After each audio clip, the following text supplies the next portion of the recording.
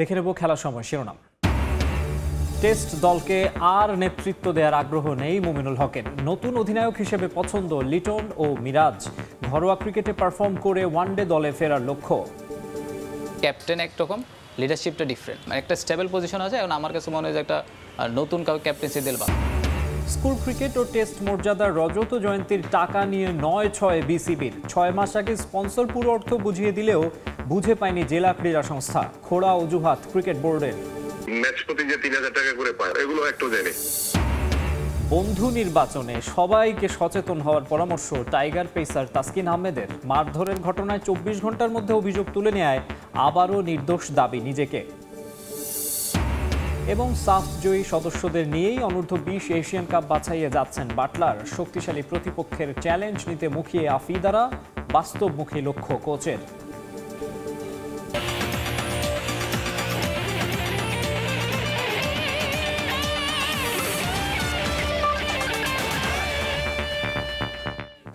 দেখছিলেন শিরোনাম, এবারে বিস্তারিত। শুরুতেই জানাবো ক্রিকেটের খবর। বাংলাদেশ টেস্ট দলকে আবারও নেতৃত্ব দেওয়ার কোনো আগ্রহ নেই মুমিনুল হকের।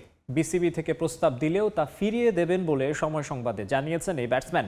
সাদা পোশাকে নতুন অধিনায়ক হিসেবে মুমিনুলের পছন্দের তালিকায় রয়েছেন লিটন দাস এবং মেহেদী হাসান মিরাজ। টেস্টের পাশাপাশি আবারও ওয়ানডে দলে ফিরতে চান মুমিনুল।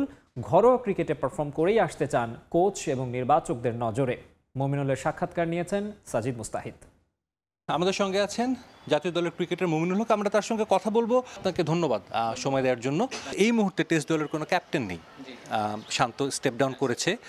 এখন আপনি নিজে এক্সপিরিয়েন্স, ক্যাপ্টেন্সির পূর্ব অভিজ্ঞতা আছে, এই মুহূর্তে যদি আপনাকে ক্যাপ্টেন্সির প্রস্তাব দেওয়া হয়, আপনি টিমটাকে লিড করবেন? দেখেন, এখানে কিন্তু আমি যখন ছিলাম তখন হয়তো এক্সপিরিয়েন্স ছিলাম না, তখন কিন্তু টিম দাঁড়িয়ে যায়নি। তখন একটা নতুন ক্যাপ্টেন এসে ডিফিকাল্ট ছিল, তখন কিন্তু আমার জন্য তখন ডিফিকাল্ট ছিল। এখন কিন্তু টিমটা একটা দাঁড়ানো অবস্থায়, এটা স্টেবল অবস্থায়।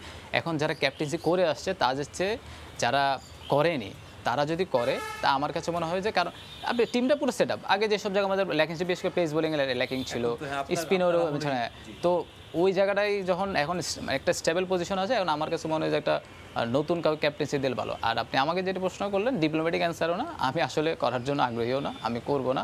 আর আমার প্রস্তাব পেয়েছিলেন বিসিবি থেকে? না, প্রস্তাব পাইনি। প্রস্তাব পেলেও হয়তো আমি করব না। বর্তমান টিমে যারা আছে এর মধ্যে ক্যাপ্টেন ম্যাটেরিয়াল বা দলকে লিড করতে পারে এরকম যদি আপনার চোখে, সাপোজ আপনার কাছে বোর্ড, আপনার সিনিয়র প্লেয়ার মতামত চাইতেই পারে, সেরকম যদি মতামত চাই, আপনি কাদের নাম বলবেন? একজন, দুইজন বা তিনজন যদি আপনাকে বলা। শান্ত তো ছিল, যে শান্ত যদি স্টেপ ডাউন করেছে, শান্ত তো নাই ওই লিস্টে এখন।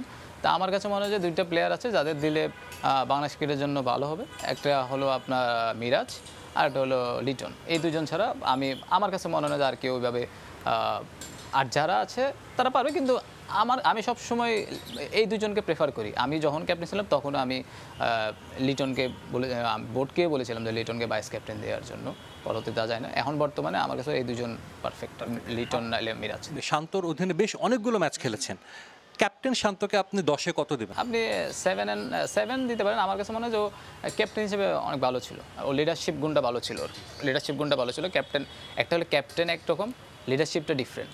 তো ক্যাপ্টেনের চেয়ে লিডারশিপ কোয়ালিটিটা ভালো ছিল, আমার কাছে ওইটাই চোখে লেগেছে বেশি। বাংলাদেশের দলের সিনিয়র সহকারী কোচ সালাউদ্দিন ভাই আছেন এবং ফিল সিমন্সও আছেন, তাদের সঙ্গে কি কথা হয়েছে যে আপনি ওয়ানডে দলে, কারণ আমরা জানি যে ওয়ানডে দলটা বাংলাদেশ একসময় খুবই ভালো খেলতো, দল একটা এক্সপেরিয়েন্সের অভাব ফিল করছে, এটা অনেকেই বলছে ক্রিকেট সংশ্লিষ্ট, বোর্ড সংশ্লিষ্ট। আপনার ইন্টারন্যাশনাল খেলার প্রায় 1 যুগেরও বেশি আপনি খেলছেন।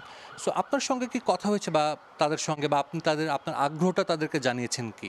নিবে কি নিবে না, অথবা কথা বলবে কি বলবে না, সেটা আমি মুখ দিয়ে বলাচ্ছে, যেটা আমি ছোটোবেলাতে বিশ্বাস করি যে আমি পারফর্ম করলে হয়তো আমার পারফর্মটা তখন কোচ বলেন, আপনি ম্যানেজমেন্ট বলেন অথবা বোর্ড বলেন, সবাইকে সেটা ভালো একটা বার্তা দিবে। তো মেইন কাজ হলো আমাকে পারফর্ম করাটা। তো আমি যদি রেগুলার পারফর্ম করি তো অটোমেটিক জিনিসটা আসবে। তাই আর দিন আমি মুখে বলে এভাবে হয় না, আমি ওইভাবে বিশ্বাসও করি না। তখন ডিফিকাল্ট ছিল, এখন কিন্তু। সাজিদ মুস্তাহিদ, সময় সংবাদ, ঢাকা। অবস্থায় এখন টাইগারদের বোলিং আক্রমণ হংকং, শ্রীলঙ্কা, আফগানিস্তানের চেয়ে শক্তিশালী।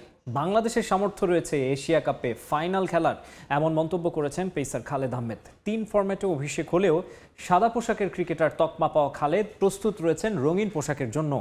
জাতীয় দলে পেসারদের কঠিন লড়াইটা দেশের জন্যই ভালো বলে মনে করেন খালেদ। ফরম্যাট খেলে ফেলছি ন্যাশনাল টিমে, সো আমার অবশ্যই আমার মধ্যে কিছু একটা দেখছেন ওনারা, এই জন্য 3 ফরম্যাট খেলাইছেন। চেষ্টা থাকে যখনই যে জায়গায় সুযোগ পাই, হয়তো লাস্ট T20 অতটা ভালো হয় না সাদা বলে খেলার, আমি চেষ্টা থাকে যে আমার ভালো করার, তো ওইটা ভালো করে যাব। তাসকিন, মুস্তাফিজ, তানজিম সাকিব, শরীফুল, নাহিদ রানাদের নিয়ে টাইগারদের শক্তিশালী পেস ইউনিট। তাদের ভিড়ে রঙিন পোশাকে জায়গা কবে পাবেন জানেন না, তবে এমন প্রতিযোগিতাকে ভালোভাবে দেখছেন। শন টেটের সঙ্গে কাজ করার অতীত অভিজ্ঞতা থেকে পাচ্ছেন সুফল। চেষ্টা করতাম যে ব্যাটসম্যানকে যতটুকু সময় ধরে রাখা যায়, যে রান না দেয়া, তো রান না দিলে হয়তো প্যানিক হয়ে মারতে গিয়ে আউট হবে। তো আমার এই চেষ্টা ছিল যে আমি যতটুকু ব্যাটসম্যানকে আটকে রাখতে পারি। যখন আমি লাস্ট BPL-ও খেলছি, আমাকে শন টেট অনেক পরামর্শ দিছে কেমনে সিম্পল থাকা যায়। ইভেন আমি দেশীয় কোচের কথা বলবো, তালহা ভাই, নাজমুল ভাই, ওদের সাথেও আমি সবসময় যোগাযোগের মধ্যে থাকি। আমি চেষ্টা করছি যে যতটুকু সিম্পল থাকা যায়, আমার যে স্ট্রেংথ আছে ওই স্ট্রেংথটা ধরে রাখা। হংকং, শ্রীলঙ্কা, আফগানিস্তান এশিয়া কাপের 3 প্রতিপক্ষের পেসারদের চেয়ে বাংলাদেশের অ্যাটাক অভিজ্ঞ। সঙ্গে স্পিনারদের এগিয়ে রাখছেন খালেদ। তার মতে এই দল নিয়ে ফাইনাল খেলা সম্ভব। আমি বিশ্বাস করি আমাদের টিম ফাইনাল খেলার মতো টিম, তো চেষ্টা থাকবে। ওদের সাথেও কথা বলি যে ফ্রেন্ডলি তো সবার সাথেই, তো অবশ্যই আমি চাইবো যে ওরা ভালো করুক। অবশ্যই আমি বিশ্বাস করি আমাদের টিম ফাইনাল খেলবে। আমাদের লম্বা বিরতিতে স্কিল নিয়ে কাজ করার সময় পেয়েছেন। বিসিবি কোচের অধীনে করেছেন লাল বলের অনুশীলন। সামনে NCL T20, প্রস্তুত হচ্ছেন আসন্ন টুর্নামেন্টের জন্য। তারেক হাসান শিমুল, সময় সংবাদ, ঢাকা। বাংলাদেশ ক্রিকেট দলে চুক্তির মেয়াদ এবং বেতন বাড়ছে মোহাম্মদ সালাউদ্দিনের। 2027 ওয়ানডে বিশ্বকাপ পর্যন্ত সিনিয়র সহকারী কোচ হিসেবে দায়িত্ব পালন করবেন তিনি। দলে গ্রুপিং সহ নানা সমালোচনা রয়েছে সালাউদ্দিনকে নিয়ে, তবে দেশের অভিজ্ঞ এই কোচকে নিয়ে সন্তুষ্ট ক্রিকেট বোর্ড। সে কারণেই চুক্তির মেয়াদ আরও 2 বছর বাড়ানো হয়েছে তার। 2024 সালে আফগানিস্তানের বিপক্ষে সিরিজ দিয়ে দীর্ঘদিন পর টাইগারদের কোচিং প্যানেলে ফেরেন সালাউদ্দিন। BPL সহ ঘরোয়া ক্রিকেটের দারুণ সাফল্য রয়েছে তার। পাশাপাশি সাকিব, লিটনের মতো হাই প্রোফাইল ক্রিকেটারের আস্থাভাজন হওয়ায় তাকে ঘিরে আশাও ছিল বেশি। যদিও গেল 9 মাসে ব্যর্থতার পাল্লাই ভারী। চ্যাম্পিয়ন্স ট্রফিতে 1 ম্যাচও জিততে পারেনি দল। ওয়ানডে সিরিজ হেরেছে আফগানিস্তান, ওয়েস্ট ইন্ডিজ ও শ্রীলঙ্কার বিপক্ষে। T20 সিরিজ হেরেছে আরব আমিরাত ও পাকিস্তানের কাছে। টেস্টে জিম্বাবুয়ের বিপক্ষে হেরেছে ম্যাচ। সবশেষ শ্রীলঙ্কা ও পাকিস্তানের বিপক্ষে T20 সিরিজ জয়ের পর দুর্নাম কিছুটা ঘুচিয়েছেন সালাউদ্দিন। নতুন চুক্তিতে প্রতি মাসে প্রায় 10 লাখ টাকা বেতন পাবেন টাইগারদের সিনিয়র সহকারী কোচ।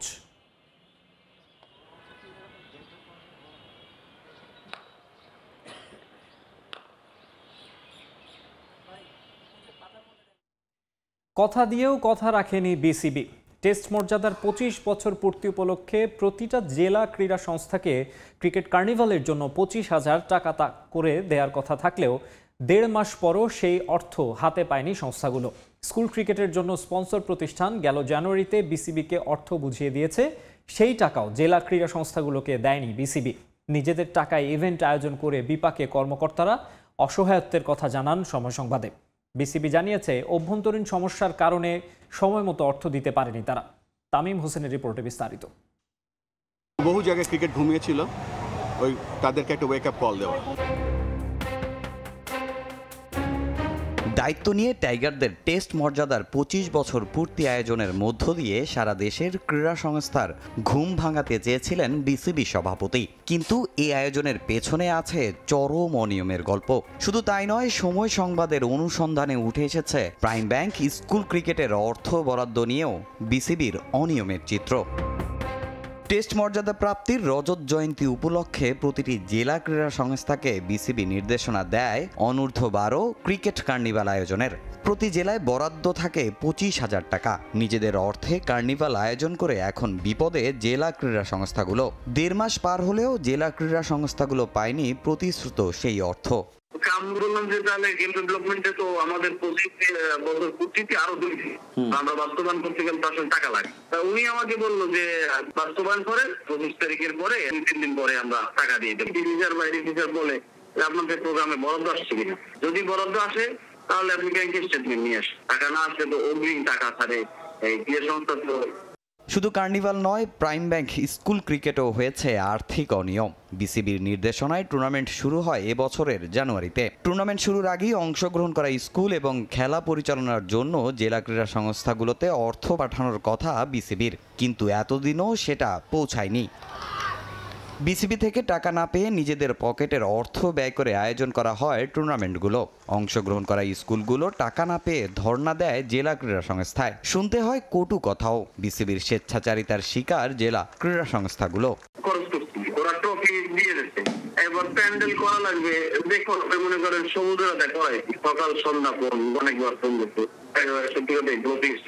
আমি বললাম যে আপনি ঈদের সময় টাকাটা পাবেন, ফাইনালও হয়ে গেছে, তাও মনে হয় মাস দিয়ে গেছে। তাহলে এই খরচ করছে, তাহলে বিসিবির কাছে দেয়, তাহলে বিসিবি কেন টাকা দিতে এত লেট করে?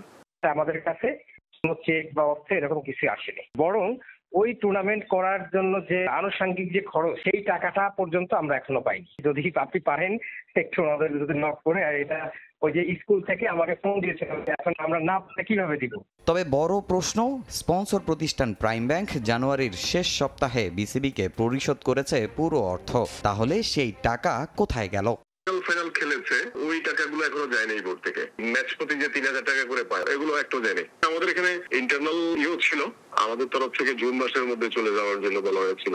জুলাইয়ের 8-10 তারিখের মধ্যে ট্রান্সফার করার ব্যাপারে করা হয়েছিল। বোর্ডেও কিছুটা পরিবর্তন এসেছে। সব মিলিয়ে যে অস্থিরতাটা ছিল এখন কেটে গেছে। আমার মনে হয় যে ওটা 3rd উইকের মধ্যে ওটা চলে যাওয়া উচিত আর কি।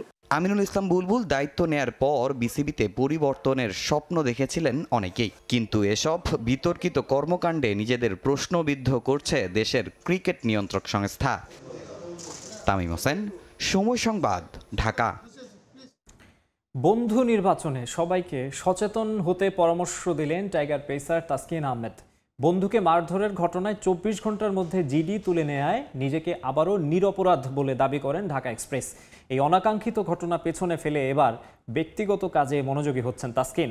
জাতীয় দলের নেক্সট মিশন এশিয়া কাপে বাংলাদেশ দলকে নিয়ে বড় প্রত্যাশার কথাও জানান স্পিডস্টার। প্রত্যাশা, চ্যাম্পিয়ন হবে বাংলাদেশ। বগুড়া থেকে শাহাদুল ইসলামের ক্যামেরায় আব্দুল আওয়ালের রিপোর্ট।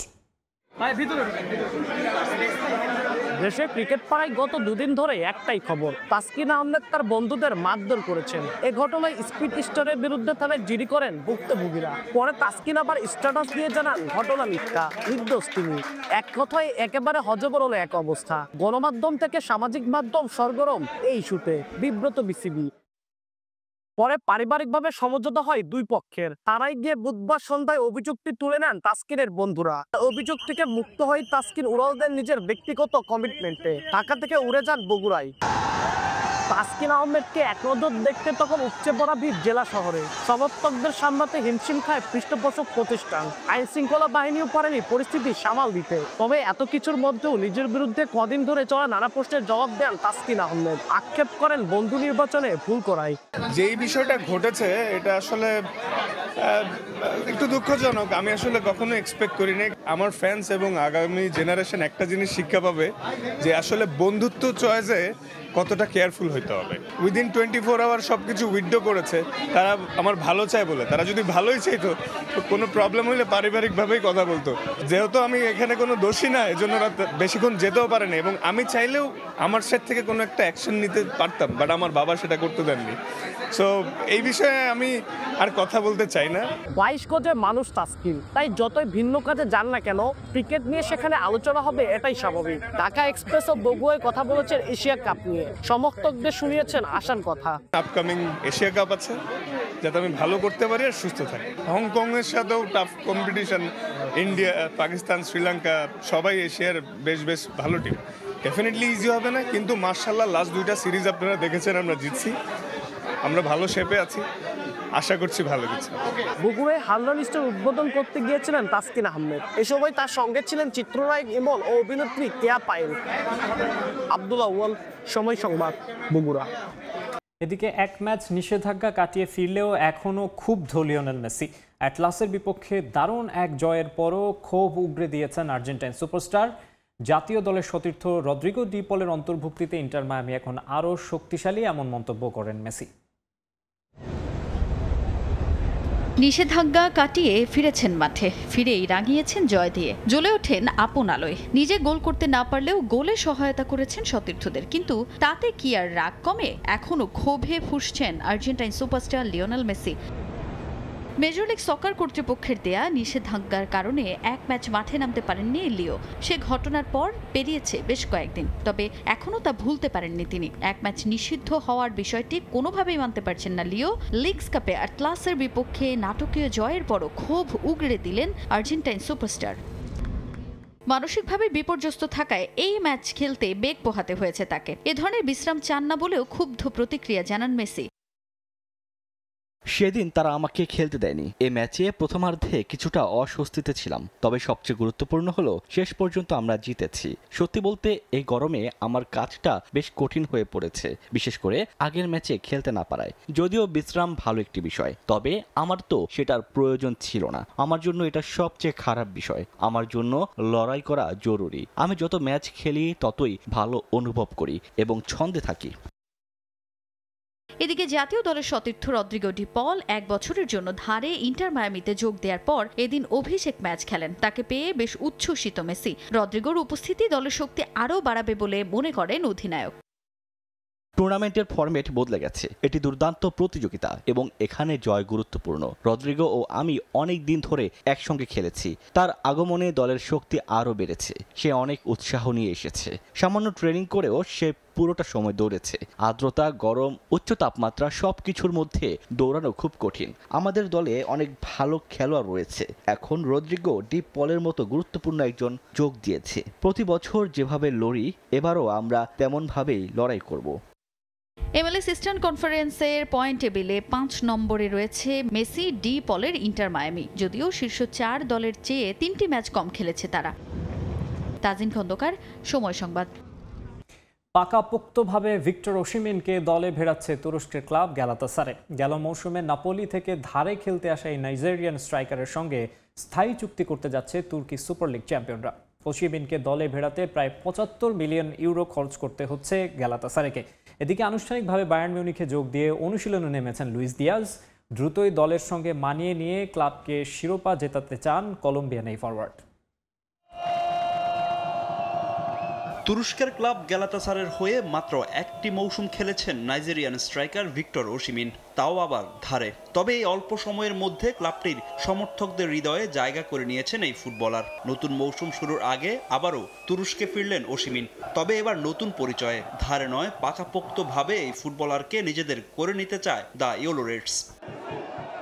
ইস্তাম্বুলের পুরনো প্রধান বিমানবন্দরের টার্মিনালের বাইরে ভিক্টর ওসিমিনকে ঘিরে ধরেন শত শত গ্যালাতাসারে ভক্ত। ওসিমিন ও গ্যালাতাসারের নামে দিতে থাকে জয়ধ্বনি। এমন ভালোবাসায় উচ্ছ্বসিত নাইজেরিয়ান স্ট্রাইকারও নেচে গেয়ে যেন সমর্থকদেরই একজন হয়ে গেলেন তিনি। গ্যালাতাসারের প্রতি তার ভালোবাসা অর্থ দিয়ে কেনা যাবে না বলে জানান এই ফুটবলার। নাপোলির হয়ে সিরিয়া শিরোপা জয়ের পর ক্লাব কর্তৃপক্ষের সঙ্গে এক প্রকার বিবাদে জড়িয়ে ধারে তুরস্কের ক্লাব গ্যালাতাসারে পাড়ি জমান ভিক্টর ওসিমিন। সেখানেই নিজের হারানো ছন্দ খুঁজে পান 26 বছর বয়সী এই স্ট্রাইকার। গুরুত্বপূর্ণ অবদান রাখেন গ্যালাতাসারের 26তম লিগ শিরোপা জয়ে। ক্লাবটির হয়ে প্রথম মৌসুমে 41 ম্যাচে করেন 37 গোল, সঙ্গে রয়েছে 7টি অ্যাসিস্ট। এমন পারফরম্যান্সের পরই ওসিমিনের সঙ্গে স্থায়ী চুক্তি করতে চায় তুর্কি ক্লাবটি। তবে তার জন্য তাদের গুনতে হতে পারে 75 মিলিয়ন ইউরো। দ্রুতই তার সঙ্গে অফিসিয়াল চুক্তি সেরে নেবে দ্য ইয়েলো রেডস। এদিকে আনুষ্ঠানিকভাবে বায়ার্ন মিউনিকে যোগ দিলেন কলম্বিয়ান ফরওয়ার্ড লুইস দিয়াজ। 14 নম্বর জার্সি পরে বাভারিয়ানদের হয়ে মাঠে নামবেন এই ফুটবলার। বায়ার্নের হয়ে প্রথম অনুশীলনটাও সেরে নিলেন দিয়াজ, যেখানে বোঝাপড়া হয়েছে হ্যারি কেইন, লিরয় সানে ও কিংসলে কোমেনদের সঙ্গে।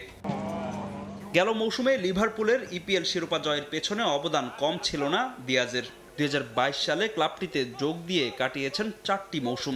ভিন্ন অভিজ্ঞতা নিতে ইংল্যান্ড থেকে জার্মানিতে পাড়ি জমালেন এই কলম্বিয়ান স্ট্রাইকার। তাকে পেতে অবশ্য 75 মিলিয়ন ইউরো খরচ করতে হয়েছে বাভারিয়ানদের। 4 বছরের জন্য বায়ার্নের সঙ্গে চুক্তি সেরেছেন দিয়াজ। দ্রুতই ক্লাবের সঙ্গে নিজেকে মানিয়ে নিতে চান কলম্বিয়ান ফরওয়ার্ড। মূলত লেফট উইংয়ে খেললেও স্ট্রাইকার হিসাবেও খেলতে পারেন এই ফুটবলার। কোচ চাইলে যে কোনো পজিশনে খেলতে রাজি Diaz. muy feliz, muy contento por Bayern মিউনিখে যোগ দিয়ে আমার আরও একটি স্বপ্ন পূরণ হলো। আমি সবসময় চেয়েছি বিশ্বের বড় বড় ক্লাবগুলোতে খেলতে, আর বায়ার্ন ইউরোপের অন্যতম সেরা ক্লাব। আমি মূলত লেফট উইংয়ে খেলি, তবে কোচ চাইলে মূল স্ট্রাইকিং পজিশনেও খেলতে রাজি। দলের সঙ্গে দ্রুতই মানিয়ে নিতে চাই এবং এই ক্লাবটির হয়ে বেশি বেশি শিরোপা জিততে চাই। প্রাক মৌসুম প্রস্তুতির ম্যাচে আগামী শনিবার অলিম্পিক লিওর বিপক্ষে মাঠে নামবে বায়ার্ন মিউনিখ। সেই ম্যাচে বাভারিয়ানদের জার্সিতে মাঠে অভিষেক হতে পারে দিয়াজের। ফাহিম ইসলাম, সময় সংবাদ। আবারও দেশের খেলাধুলা প্রসঙ্গ। শহীদ আবু সাঈদ ও মুগ্ধর স্মরণে দিনাজপুরে অনুষ্ঠিত হলো ফুটবল টুর্নামেন্ট। দিনাজপুর জেলা স্কুলের উদ্যোগে এই আন্তঃশ্রেণী ফুটবল প্রতিযোগিতা অনুষ্ঠিত হয়। দিনাজপুরের জেলা প্রশাসক এই টুর্নামেন্টের উদ্বোধন করেন। এ সময় বিভিন্ন শ্রেণীর শিক্ষার্থী, শিক্ষক, অভিভাবক এবং স্থানীয় গণ্যমান্য ব্যক্তিবর্গ উপস্থিত ছিলেন। খেলার শুরুতে শহীদদের স্মরণে 1 মিনিট নীরবতা পালন করা হয়। বেশ উৎসাহ উদ্দীপনার মধ্য দিয়ে মাঠে গড়ায় খেলা। বক্তারা বলেন, এই টুর্নামেন্ট শুধু খেলাধুলা আয়োজনের জন্য নয়, বরং শিক্ষার্থীদের মাঝে মানবিকতা, নেতৃত্ব এবং সহনশীলতাকে জাগিয়ে তোলার এক অনন্য প্রয়াস।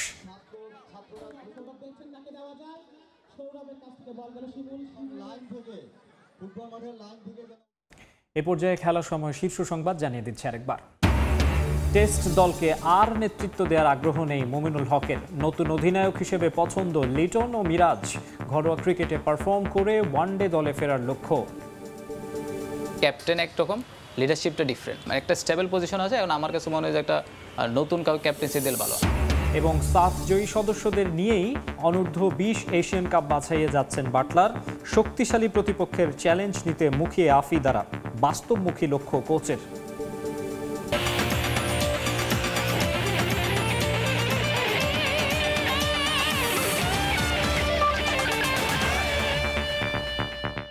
এই ছিল খেলার সময়ের এখনকার আয়োজনে। সঙ্গেই থাকুন সময়।